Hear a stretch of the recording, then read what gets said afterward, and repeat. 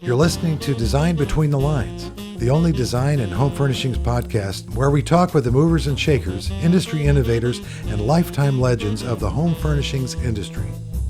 It's here that I get a chance to sit and chat with the influencers shaping the industry into what it is today, and to learn a little bit more about life in their world. Furniture design veteran John Black, president of J. Black Design, brings insight from over 40 years in the design industry.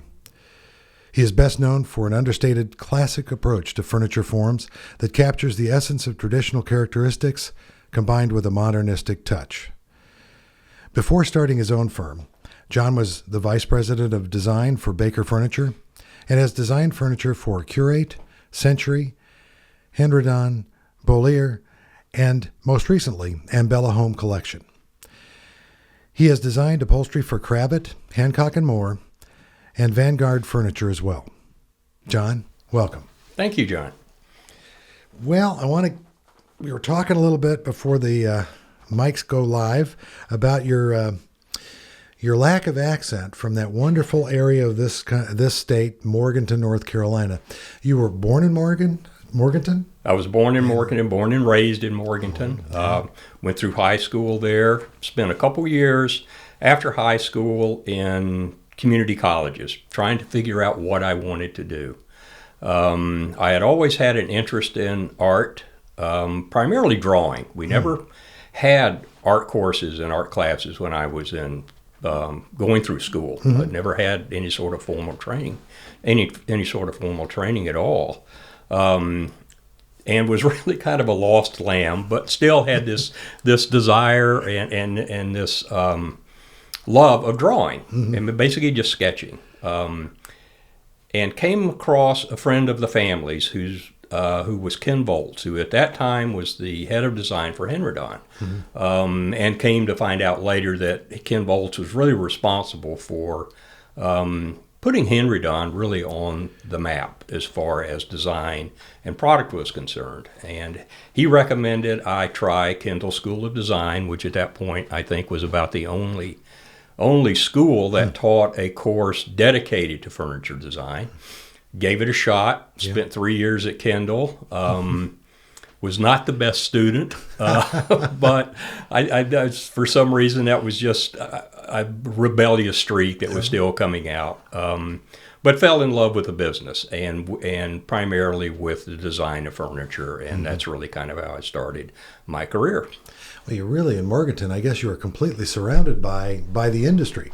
I mean, growing up, I guess there were factories in the town. There were people that worked at factories. That were any of your family members involved in the furniture business, at least working in it? Yes, my father was in the finishing aspect end of the business. Oh, wow. He was on the supply side of finishing materials and that kind of thing. And in our neighborhood, everyone was in the furniture business. So I thought everyone was literally in the furniture business when I was growing up. You mentioned Ken Volz's name. I'm guessing based on what he recommended to you. He was one of your early influencers. Did you have any mentors growing up, or did they come along a little later in life? Mentors came along a little later. Like I said, I being someone interested in art, and primarily by that I mean drawing. I was interested. Well, one of my it's funny you asked that. I mean, I think one of my early influences was Marvel Comics. I really thought about maybe there would be a career in drawing for comics because I loved that. They were really an escape for me when I was growing up and going through my teen years and that kind of thing. But then just happened to come across, like I said, through Ken Volz, world of furniture design. And like I said, at that point, like I said, I was hooked on it. And wow. Mentors came along primarily through the firms that I worked with after I got out of school. So you got out of school, you graduated, you got out of Kendall, you're out there going, okay, where do I go now? Right. Where did you end up? We ended up in Montreal. We ended up in Montreal. I wanted to explore the world outside of the North Carolina kind of furniture industry. I knew there was more out there. and wanted to see what it had to offer. Gotcha. So I had this contact who was a designer living in Montreal that had designed a lot of product for factories in North Carolina and in the South. I gave it a shot. We packed up a station wagon and a 4x6 U-Haul with everything that we had, 2 cats, drove to Montreal, and we're there about a year. And it was really an awakening moment for me, realizing that I wasn't ready to kind of be on my own yet. I wasn't ready to assume the responsibilities of a designer because I really didn't know the business. I knew how to draw, how to render, how to make presentations, and those kinds of things that we were taught in school, but I really knew nothing about the business and how an office worked, and those kinds of things. And that was, like I said, an eye-opening experience. So you're in Montreal. And how long did you live there? We were there about a year, Okay. about a year, and it was a great experience. We were on our own, so we really depended upon each other, my wife Joyce and I. And she had studied what was called graphic design at that time at Kendall, so she had an art background as well. And one of the reasons, again, that we wanted to stay out of the South for one reason, but also her career dictated that she be located in a major metropolitan area just by the nature of her business. So I thought that would be a good opportunity for me because I really, like I said, was exploring or wanted to explore the outside world outside of a small town. Well, no, so all right. So you ventured away from Montreal and you headed what direction? Halfway south, we went to Washington, D.C. Okay. Again, I had a contact through my father with a freelance designer by the name of Joseph Atkinson, who was of my father's generation, but had a small office in Bethesda, Maryland, outside of Washington, D.C. And that was a great training ground for me because I didn't really get involved in the designing of much product. For us, it was, and for someone at my level at that point, it was primarily a support position. Okay. And by that I mean full-size drawings, full-size details. Yeah, no CAD back then. No CAD back then. Everything was done by hand. And there was this wonderful lady who was from Denmark.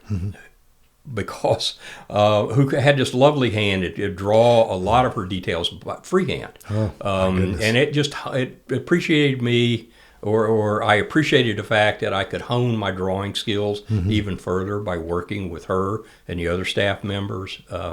So you're absorbing as you're I'm working. absorbing, and because of the layout of the office, it was primarily an open office plan. When Mr. Atkinson had clients in, we could sit and listen. So I started to pick up little hints of how a designer and a client relationship works. Some were very cordial, some were almost adversarial, in a friendly way. But on both ends of those spectrums, you pick up, small hints and small ideas how that designer-client relationship works. Which is rather unique. And I guess every client is different.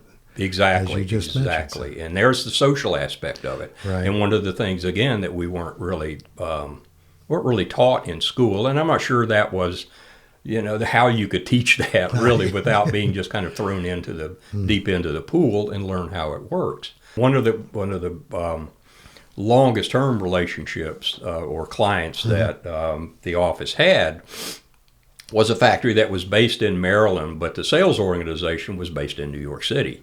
So that created an interesting dynamic, into itself, which I had never realized was, again, learning the sales part of the business. It wasn't just about, making drawings, being creative, and this is the a wonderful way to approach a design. There's also the reality and the real world reality of having it sell, making sure it's the price is correct, the costs are all in line, and all of the other things that go into getting the piece of furniture to the customer.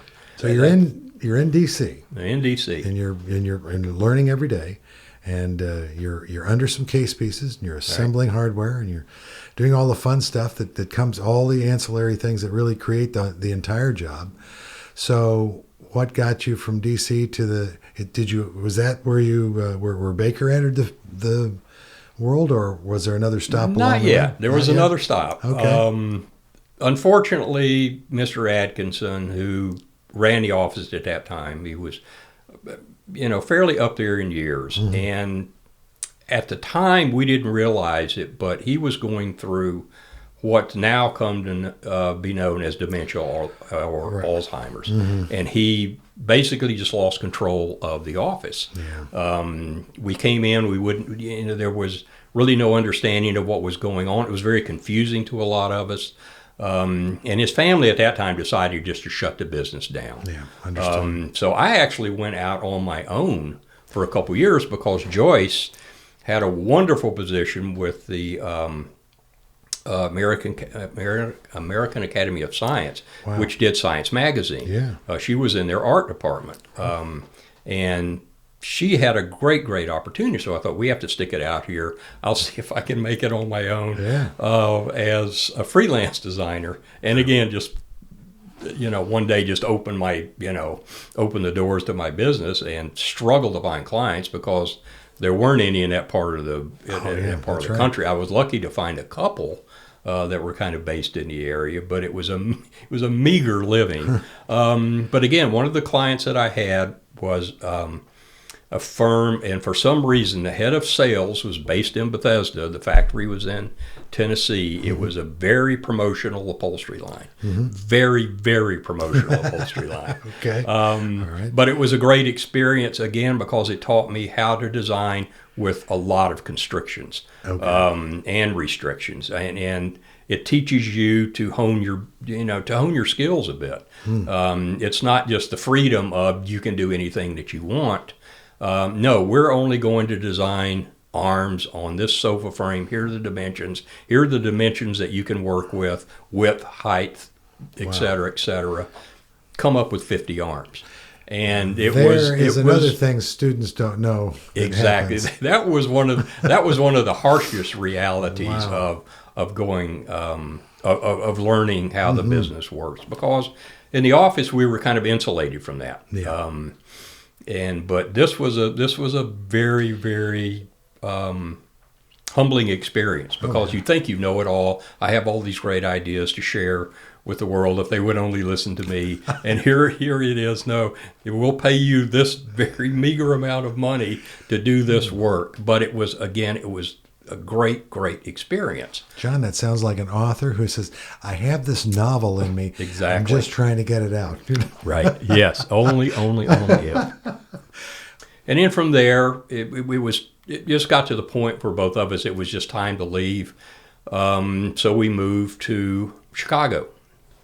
We had an offer from another freelance office there, who at that time, the main client the office had was designing cabinets for Zenith Electronics, for Zenith Television. Right. Basically, the console television. There we go. Yeah, I mean, there's kind of the buggy whip of the furniture industry. Completely different experience and completely different kind of product. Oh my gosh! Yeah, we're talking to, ladies and gentlemen. That's a console television with a picture tube. Exactly. In case you don't know what that is. The factory was in Evansville, Indiana, and they made beautiful cabinet work. I mean, they put as much into the cabinets as a fine piece of furniture. So that kind of taught me construction. But again, now you've got another restriction. Okay, it has to fit around this size of CRT, cathode ray tube, which is what the old school kind of product is.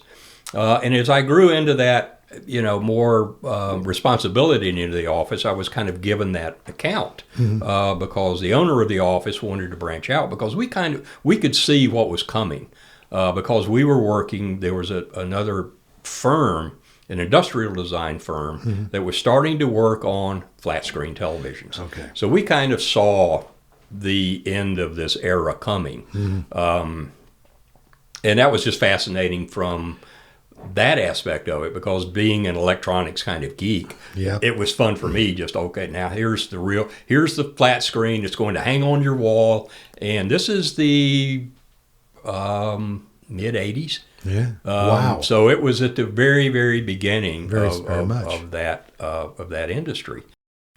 I'm seeing a thread here. I'm going to pull through to Baker. And how did the Baker position come up? I mean, I see a connection here. Yeah, there's a definite connection, because at that time, because the owner in Chicago knew still a lot of people at Baker, had heard through some of his contacts that Baker was resurrecting this old division that used to be a part of their early history,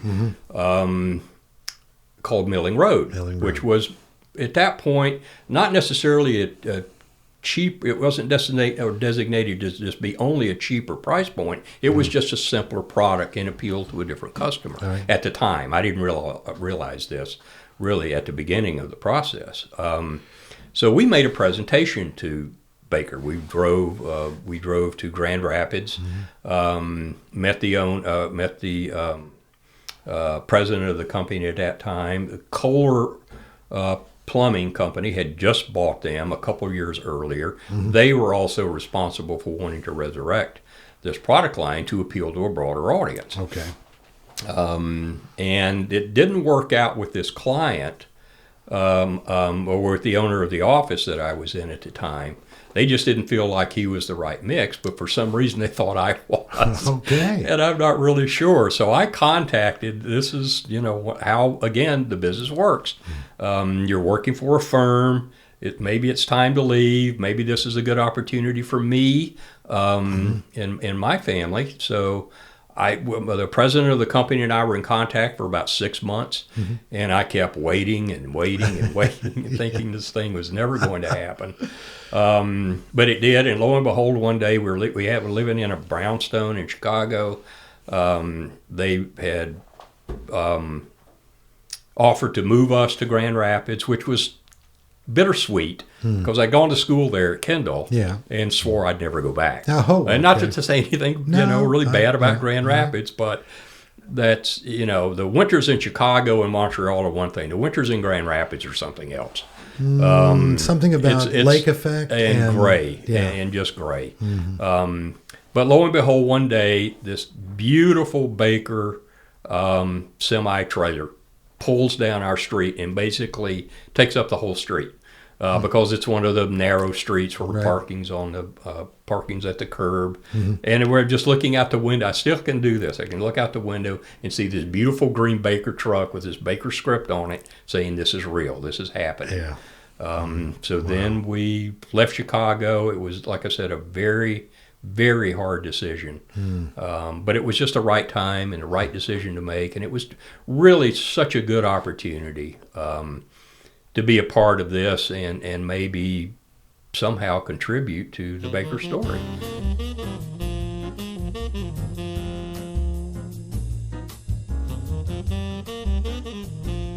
So, corporate design world, you're involved in reinventing Milling Road for Baker. What did you do to rebreathe life into that? I mean, well, I can still remember the day we walked into the Baker showroom. This is between markets, and saw the Milling Road presentation that they had previously launched. I think the market before, and walked into the room and went, oh my God, what have I gotten myself into here? Because it was nothing like I expected.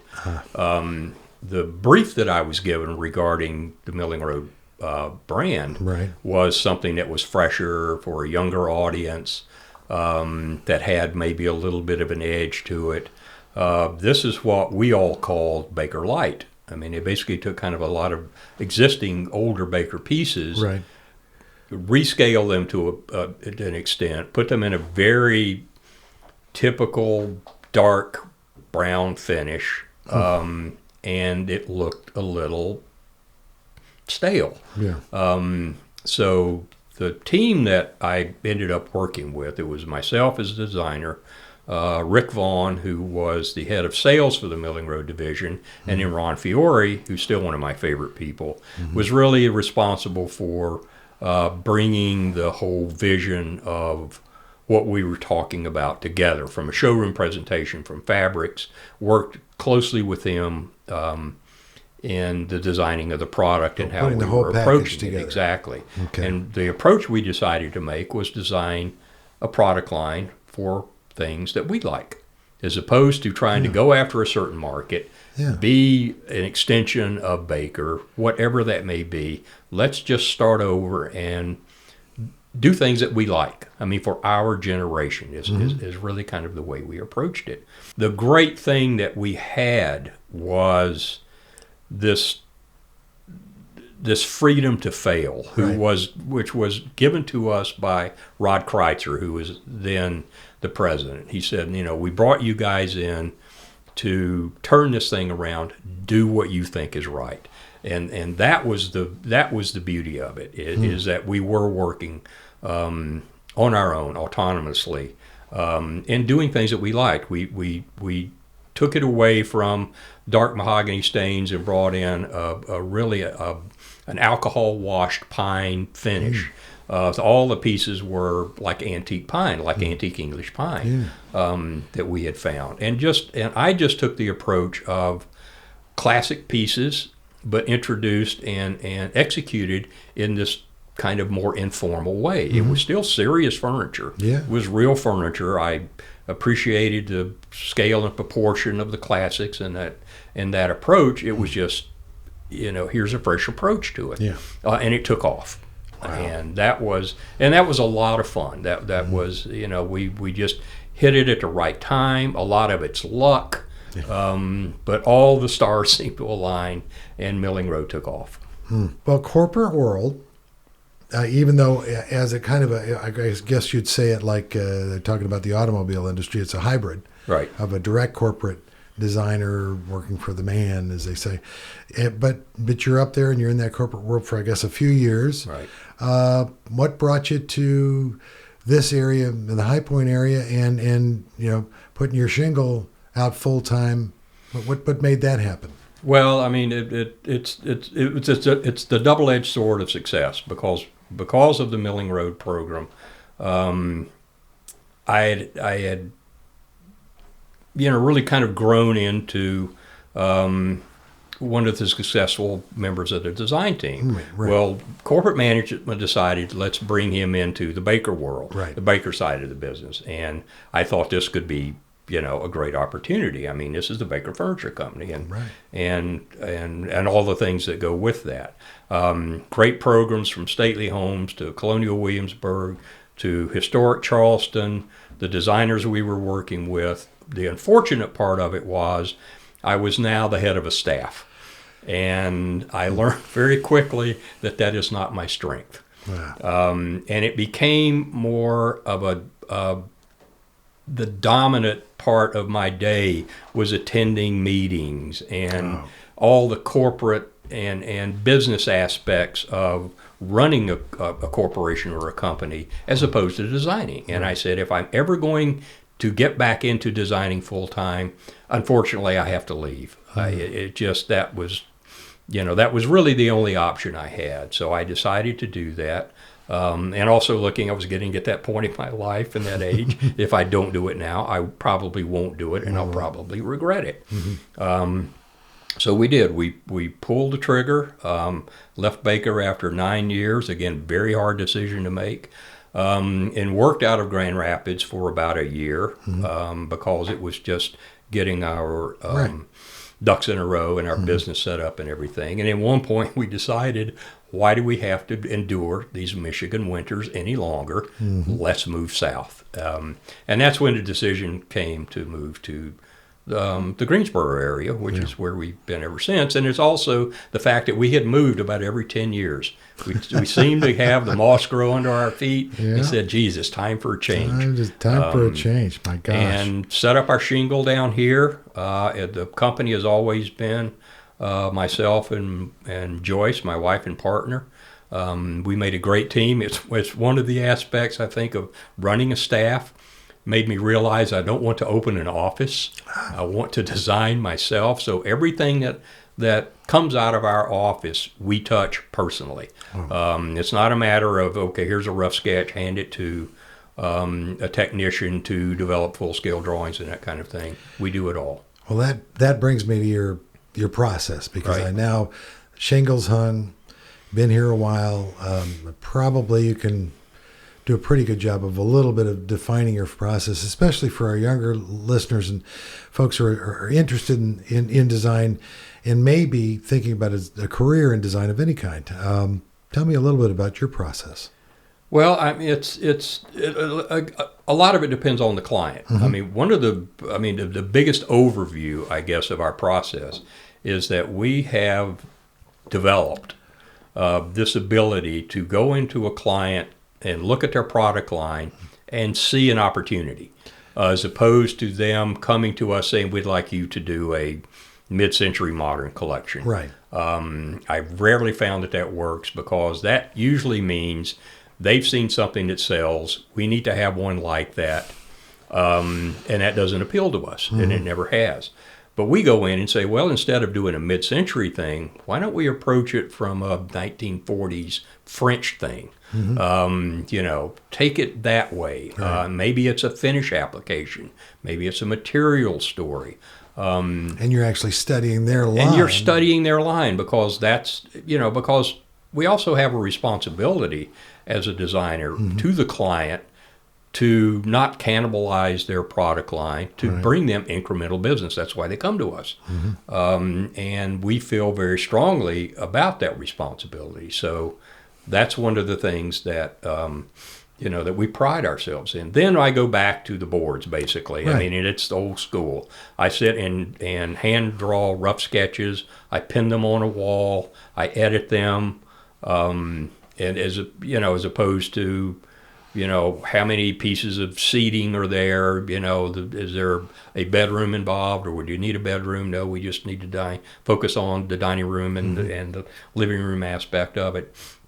Then Joyce and I, after we edit what we think is a good presentation to them, she takes my line drawings that I still do in pencil on onion skin, and it creates these beautiful renderings. That really is about communicating an idea. That's what the design process is at that level. Okay, bringing in someone fairly cold to what they're seeing, and being able to lay a sketch down in front of them and say, do you understand what's here? There may be a few comments that you can make. The hardware we're looking at is this, the finish, the materials, but they have to be able to look at that sketch and immediately really grasp the intent.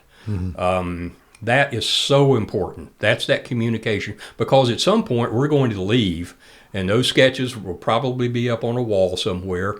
The other people will come in and then do their own interpretation of it. But the more information that is there, the less interpretation there is. For sure. Then it goes to the point of sitting with their sales organization, the president, whoever that may be, and saying, okay, now let's edit through our presentation.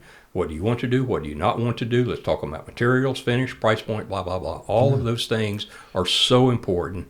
Then we turn that over to a freelance CAD technician that we work with, who develops the CADs. I do what's called quarter-inch scale measure drawings. So I'm in there and doing full-scale sections, to make sure that the scale and proportion is right, because that's my mantra. Right. Scale and proportion. Doesn't matter what material it is, what period it is, any of those things. The scale and proportion has to be what I think is right.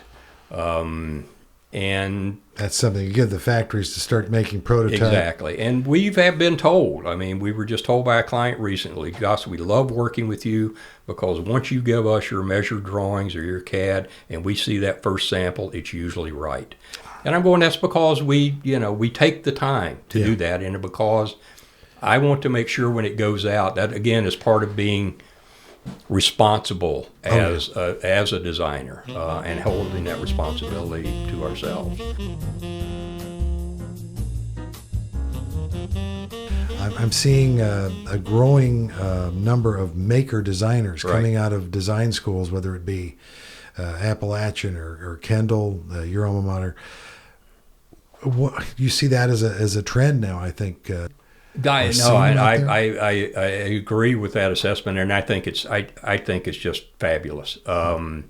It's going back to the roots almost. Yeah, they have their own shop. Exactly, and I don't think there's a furniture designer that's ever